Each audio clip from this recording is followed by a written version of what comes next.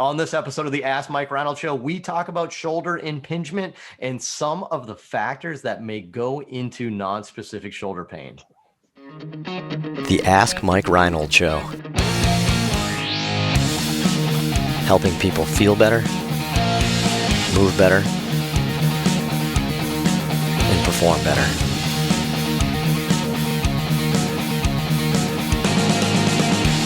Before we get to the podcast, I wanted to make sure you knew about my free online course on the Introduction to Performance Therapy and Training. If you want to learn how to get started optimizing and enhancing performance, this is the course for you. Head to MikeReinold.com/performance to sign up today. Welcome back, everybody, to the latest episode of the Ask Mike Reinold Show. I am up here at Champion PT and Performance in Boston. We are here answering all your questions, anything related to physical therapy, sports performance, business, career advice type stuff. Any questions you have, head to MikeReinold.com, click on that podcast link, and you can fill out the form and keep them coming. We got a bunch in the queue, always getting some good ones. I think we got a really good one again today. Let me introduce the crew here again today. I still have to cross-reference if this is how the recording comes out, but anyway, let's go this way. We're gonna go. Oops, okay, it's backwards. Okay, Lenny Macrina, Dewesh Podell.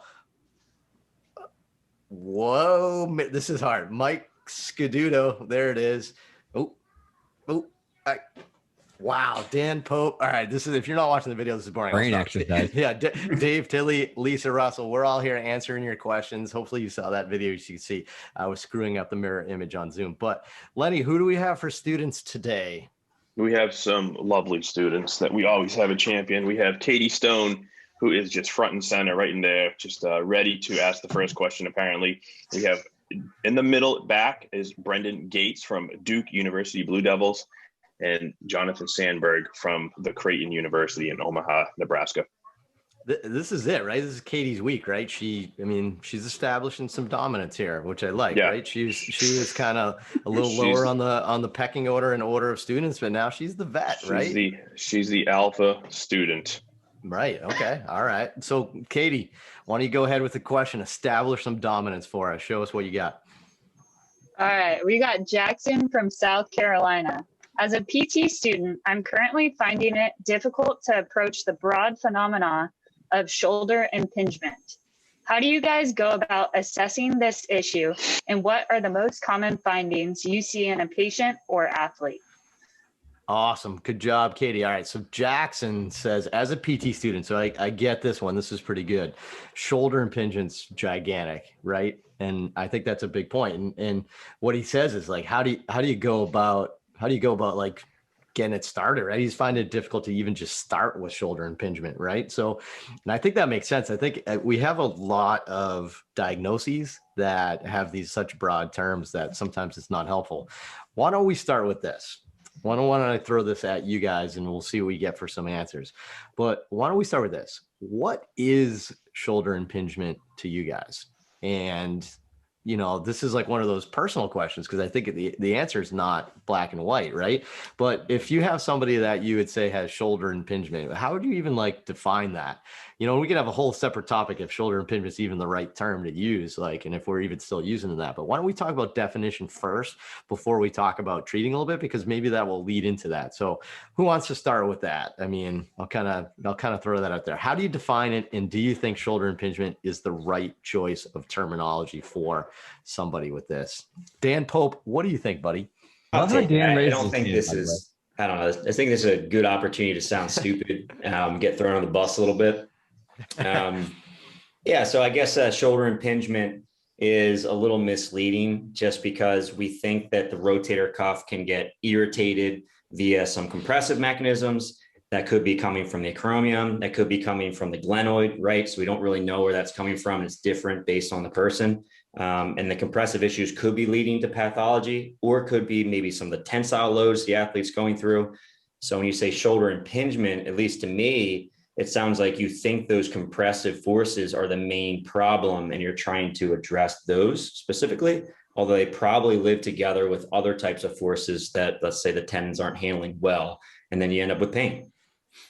So do you think, Dan, you think it's not always compressive forces? Because shoulder impingement is quite a biomechanical term, right? It's impingement means like if you're taking the ball and socket joint, right, and you have your rotator cuff in your subacromial space, you're impinging the rotator cuff probably between the humeral head and the acromion, maybe the coracoid, maybe the coracoacromial ligament, whatever. But it's implying impingement is the pathology. So you're saying compression might not be it. What else could it be, Dan? Yeah, I've went down a pretty big rabbit hole at one point trying to figure this stuff out, because the studies are all over the place. So you have some studies that are done in cadavers. You have some studies that are done with MRI. You have some studies that are under arthroscope and surgical interventions, and they're trying to see if impingement is occurring, and it changes from person to person. So a NIRS test, for example, may show no impingement whatsoever in one person, and it'll show a ton of impingement in the next person. So that's actually pretty challenging, I think, to figure out if you're getting impingement as a primary pathology. I apologize, I lost my train of thought. What was your original question? Well, so I guess the question is if it's not always compressive, what else could it be? Okay, so I think oftentimes your rotator cuff just working a lot when you're doing exercises. For my population, they're in the gym, right? So if you're doing a bench press, your rotator cuff is working a lot. And people tend to overdo pressing exercises, which are generally working the infra and the supra a bit more, and they end up with pain, specifically with pressing usually. And I think oftentimes that's an overuse condition. So you're using that tendon a ton. And if you overuse a tendon, let's say a patellar tendon or Achilles tendon, it becomes painful and you can develop tendinopathy just because you're using it so much. So I think that that's probably one of the primary things occurring. If they're getting some increased compressive forces, let's say someone's snatching in their end range and they're getting more compressive forces, they may end up with pain simply because of the position and they're getting that compression. Whereas someone who's just doing a ton of bench press might not be getting those compressive forces, but they end up with a similar type of pain and just irritation of the same tissue, I guess. Right. And then if you look at like your clinical examination, you look at your special tests, the special tests are compressing. They're compressive based tests. But I like your point where sometimes it's emulating the mechanism of injury, which might be compression, but sometimes you're just compressing an irritable tendon that's already irritable from some other reason. So yes, compression could annoy it, but that doesn't mean that's what caused it. So I like that. I think that's a good point. Let me ask another question to the group on impingement on this is compression and is impingement normal? Right. And when I raise my arm up in the air right now, am I impinging normally? Right. And does anybody know what the research shows on that a little bit?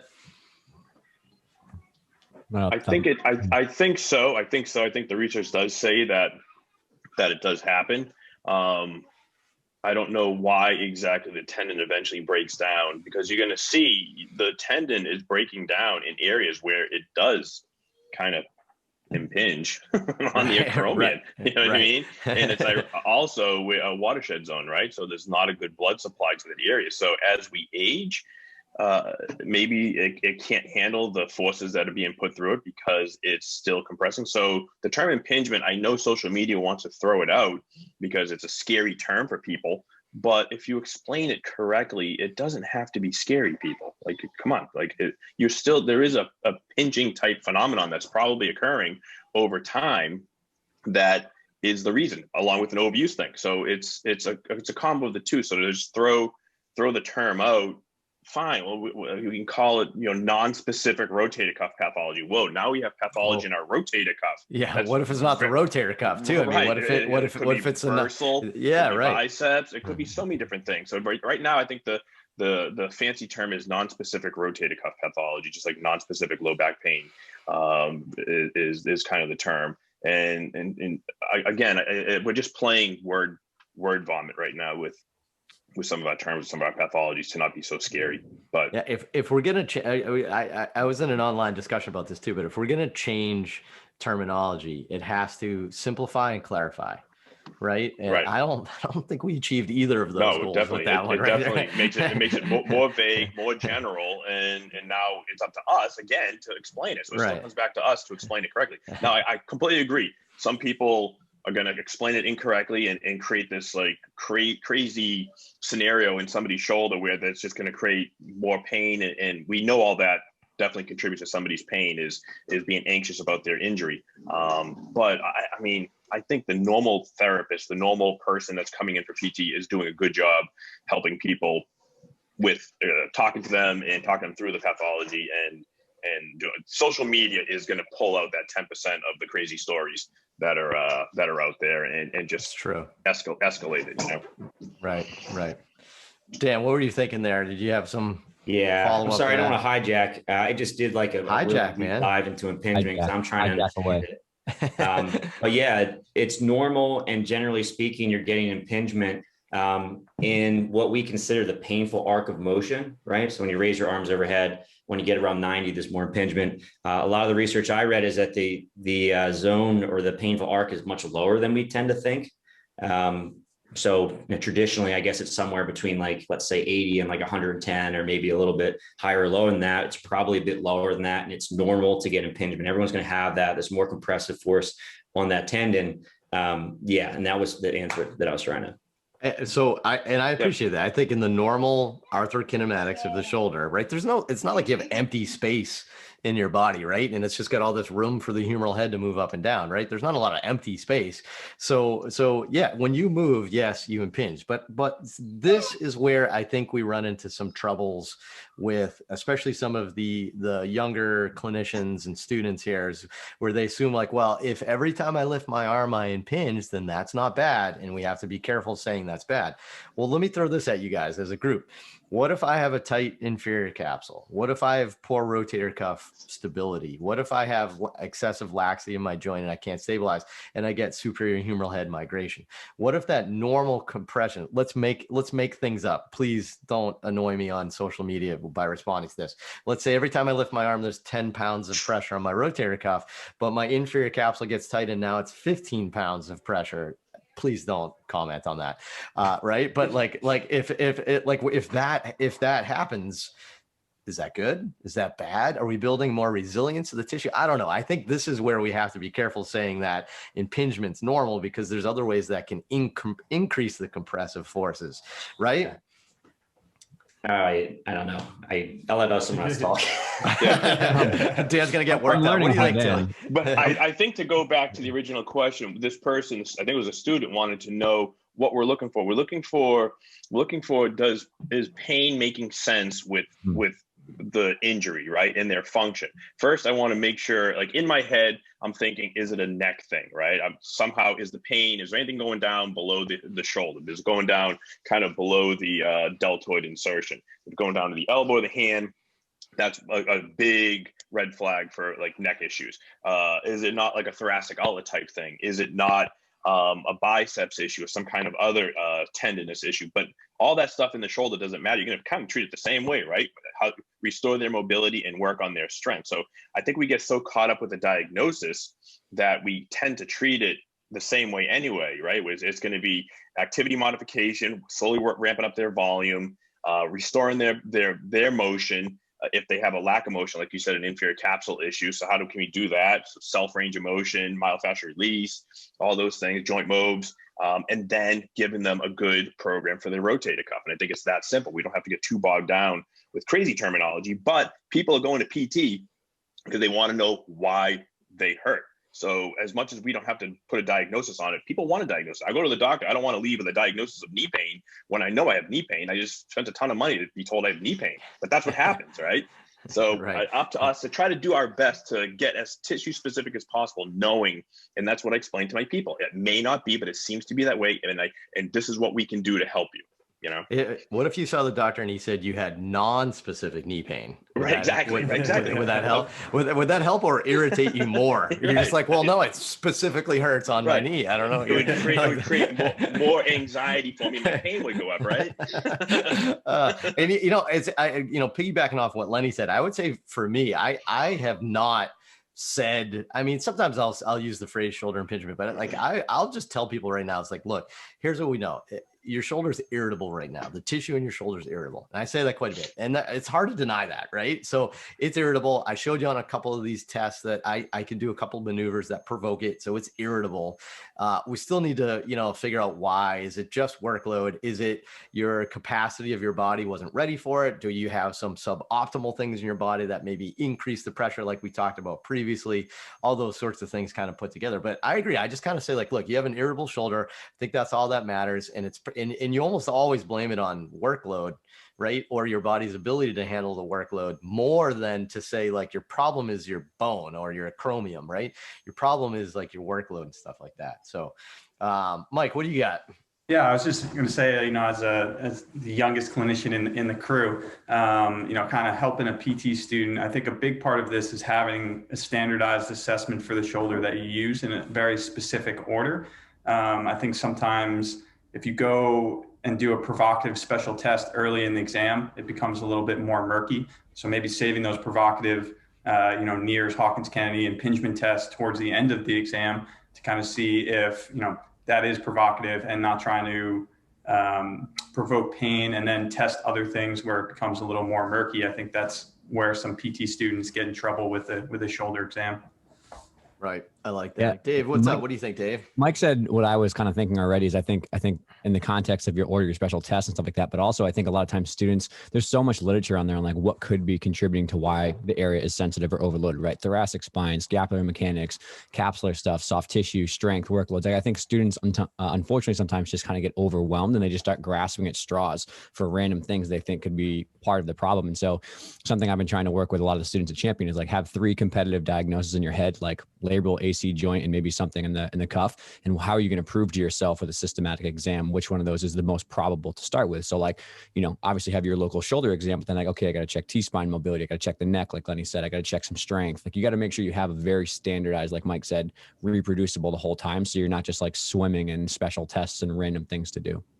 Yeah, I like it. And then I'm going to make your life a lot easier, Jackson, I'm going to say kind of what Lenny said already here, but part of with me saying, hey, your shoulder is irritable, right, means that the true specific diagnosis, if we've ruled out things that are problematic, labral tear, right, like rotator cuff tear, those sort of like the big things, if we ruled that out and we now have, what was it, non-specific rotator cuff pathosis, pathology, neurobiochemical. It's been a while since we pulled neurobiochemical out, Dave. Like if you have that, the reason why I'm comfortable with that diagnosis is because at that point in time, I've already made the decision on what my treatment approach is going to be, and in dialing it down, if it's supraspinatus, his biceps tendon, or his bursa, or whatever it may be, doesn't change my treatment paradigm at that point. So I kind of move on. Now, I hate to say it, Dave and Lenny kind of said a couple of things they'd start doing for treatments, right? It's about getting the cuff strong so that way you can center the humeral head. Dave talked about thoracic mobility and stuff like that. What are we doing? We're decreasing the chances of compression, right? I hate to say it. Like, let's just call a spade sometimes. But again, what we're trying to do is take some of the compressive forces off the cuff. So again, are there times where somebody has a complete just tendinopathy type situation that's not from compressive forces? Of course. But I think, we all impinge. Let's get over that. But there's things that we can do that either increase the impingement or increase your body's ability to handle the stresses that come from that impingement, right? And you kind of put that together. Like now you add that with some tensile stress, like Dan said, then now you're kind of getting some double whammies. And that might be why we have some younger generation people with rotator cuff tendinopathy, is because they have the normal compressive stresses with tensile stresses from some of their aggressive things that they're doing. And you put those two together. Maybe that's like that, that whole analogy of like the weed, right? Pulling the weed out of the ground. You don't pull it straight up out of the ground. You kind of go side to side to pull that weed up. Maybe we're getting compression, tension, right? That sort of thing. So anyway, so good question, Jackson. I think we didn't talk a ton about treatment, and I think that was intentional because I actually thought from your question that the guidance you actually needed was to take a step back and think it's not that you're necessarily missing anything on your exam. This is a big topic, but it may not necessarily change your treatment approach. So kind of keep that in mind. Okay. So great question. Great answers from everybody. I appreciate this dialogue. I thought this was a good episode. So thanks so much. If you have questions like that, head to MikeReinold.com, click on that podcast link and ask away. And be sure, head to iTunes, Spotify, rate us, review us, subscribe to us, keep it coming. So we'll keep doing these episodes for you, and we'll see you on the next episode.